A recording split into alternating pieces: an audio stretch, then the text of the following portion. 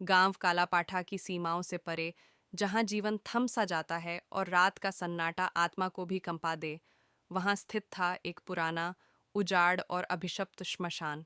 कहते हैं, जहां मृत देह जलती है, वहीं कुछ अधूरी आत्माएं भी भटकती हैं। उनकी पीड़ा, उनकी चीखें हवा में घुलकर रात की खामोशी को चीर देती हैं।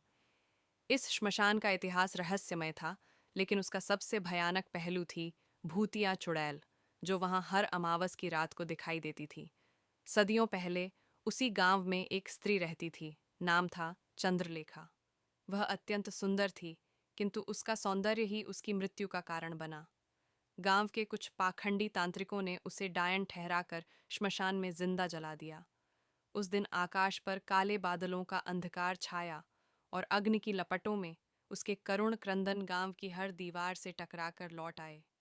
जिसने भी मुझे झूठे दोषों में फंसाया, उसका वंश नाश होगा और मेरी आत्मा इस अग्निस्थल पर तब तक भटकेगी जब तक न्याय नहीं मिलेगा।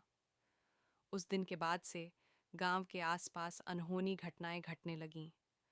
बच्चे गायब होने लगे, पशुओं की मृत्यु असामान्य रूप से बढ़ गई और हर अमावस्या की रात को श्मशान से रक्त रंजित चीखें सुनाई देती।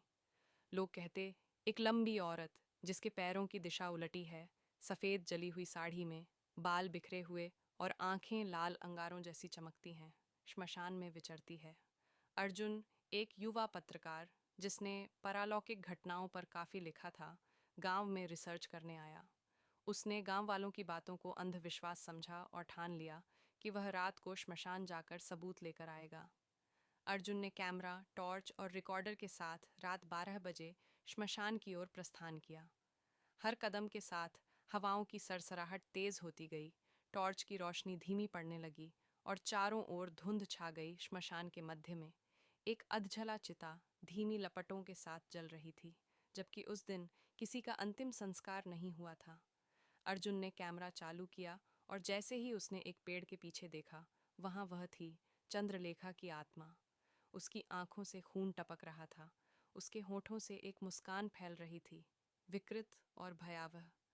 तू आया है मेरी पीड़ा को फिल्माने? उसकी आवाज किसी गहरी गुफा से आती प्रतीत हो रही थी। अर्जुन का शरीर कांपने लगा, पैर जमीन से चिपक गए। कैमरा हाथ से गिर गया और उसमें से चिंगारियां निकलने लगीं।